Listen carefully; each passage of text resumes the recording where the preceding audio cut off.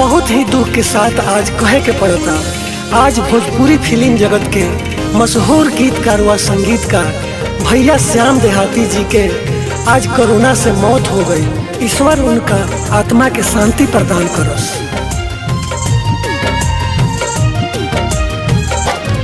कैलस ऐसन ही कोरोना भैया श्याम के मुआइलस हो, कैलस ऐसन ही कोरोना भैया श्याम के मुआइलस हो।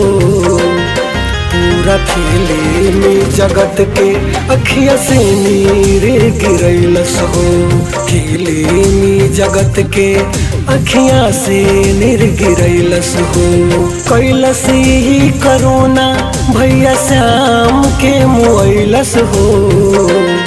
पूरा फिल्मी जगत के अखिया से नीर गिरैलस हो, फिल्मी जगत के अखिया से नीर गिरैलस हो।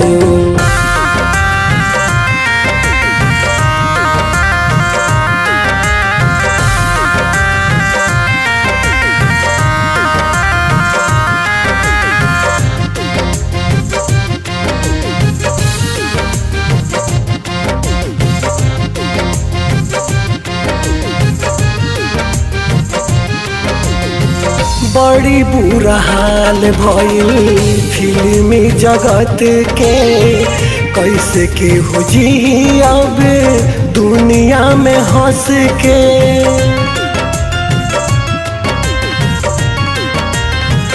हाँ, बड़ी बुरा हाल भइल फिल्मी जगत के, कैसे के हो जी अब दुनिया में हंस के।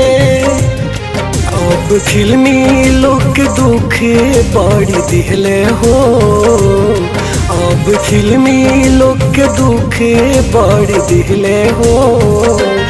कैलस ऐसन ई कोरोना भैया श्याम के मुआइलस हो, कैलस ई कोरोना भैया श्याम के मुआइलस हो।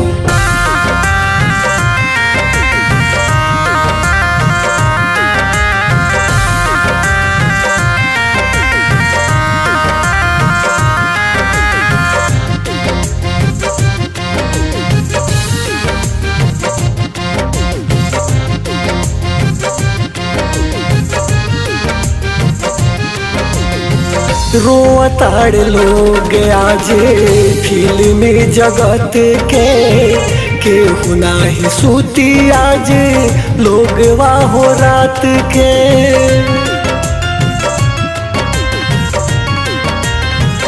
हाँ, रोताड़ लोग आज फिल्मी जगत के, केहू नाही सूती आज लोग वाहो रात के। भैया श्याम देहाती याद आई है हो, भैया श्याम देहाती याद आई है हो। कैलस ऐसन ई कोरोना भैया श्याम के मुआइलस हो, कैलस ई कोरोना भैया श्याम के मुआइलस हो।